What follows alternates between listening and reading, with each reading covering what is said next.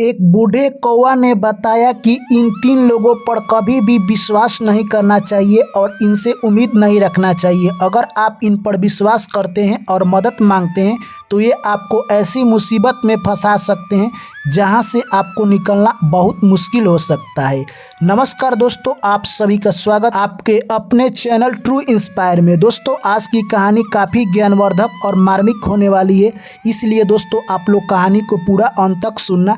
चलिए दोस्तों, कहानी को शुरू करें उससे पहले आप लोग चैनल को सब्सक्राइब और वीडियो को लाइक कर दीजिए। एक बार की बात है, एक जंगल में एक कौवा और कौवी की जोड़ा रहा करते थे।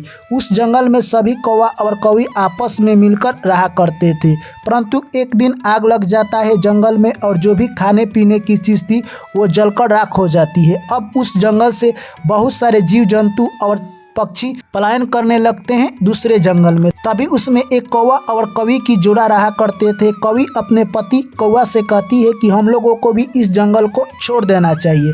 तभी कौवा कहता है कि ये पुराना घर है, हम लोगों का कैसे छोड़ दे, इस पर हम लोगों का इंतज़ार करना चाहिए, क्या पता भगवान को कुछ और मंजूर हो। तभी कौवा और कौवी उस जंगल को छोड़कर जाने के लिए चाहते नहीं थे।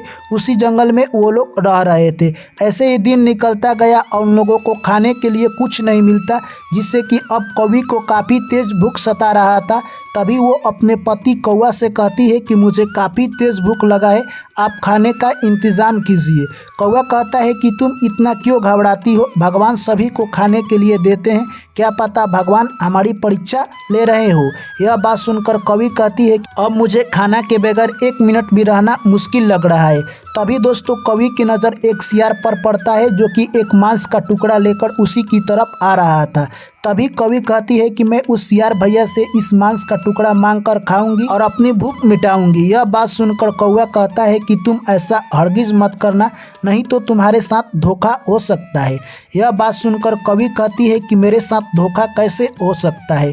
उसके बाद कौवा कहता है कि तुम नहीं समझती हो, ये सियार बहुत दूर थे, जैसे ही तुम खाना मांगने के लिए जाओगी ये तुम्हारे साथ विश्वासघात कर सकता है।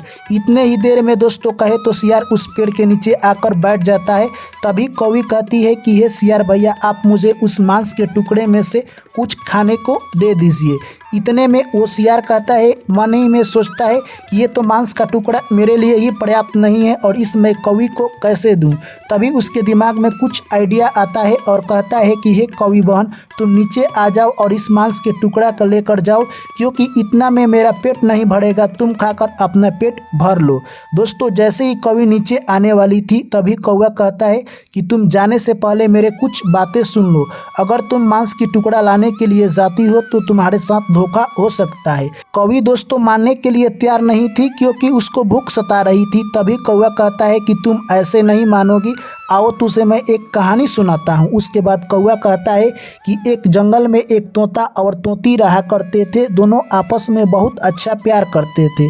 दोनों जिस वृक्ष पर रहते थे उस वृक्ष के नीचे एक सर्प रहता था। जब भी तोती अंडा देती थी, सर्प जाकर उसके अंडे को खा जाता था। अगर अंडा गलती से भी बच जाता था तो उसके बच्चे को मारकर खा जाता था। इस तरह से तोता और तोती काफ़ी उदास हो चुके थे। दोनों एक दिन बैठकर बात कर रहे थे कि क्या हम लोगों को इस वृक्ष को छोड़ देना चाहिए। तभी तोता कहता है कि नहीं, हम लोगों को घबराना नहीं चाहिए, हमें वेट करना चाहिए। इतने ही देर में वहाँ पर एक बगुला आ जाता है और कहता है कि हे तोता भाई, तुम तो काफ़ी उदास लग रहे हो, आखिर ऐसा क्यों। तभी तोता और तोती अपनी सारी कहानी उस बगुला को सुना देते हैं। तभी वो बगुला कहता है कि ठीक है, इस कहानी के सुनने के बाद मुझे एक छोटी सी उपाय लगता है जिससे कि आपका दुश्मन भी मारा जाएगा और उसको पता भी नहीं चलेगा। यह बात सुनकर तोता और तोती काफ़ी खुश होते हैं और दोनों नदी किनारे चल देते हैं। वहाँ पर बगुला जाता है और नदी में से मछली पकड़ता है और तोता और तोती को देते जाता है।